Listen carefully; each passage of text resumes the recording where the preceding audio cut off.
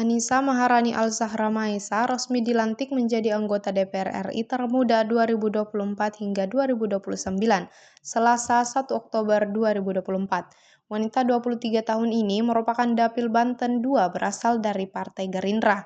Annisa merupakan putri sulung almarhum Desmond yang pernah menjabat sebagai anggota DPR RI selama 3 periode. Ayahnya merupakan pentolan penting di partai milik Prabowo. Dilaporkan ia memiliki kekayaan mencapai 5,8 miliar berdasarkan laporan di LHKPN kpk.go.id.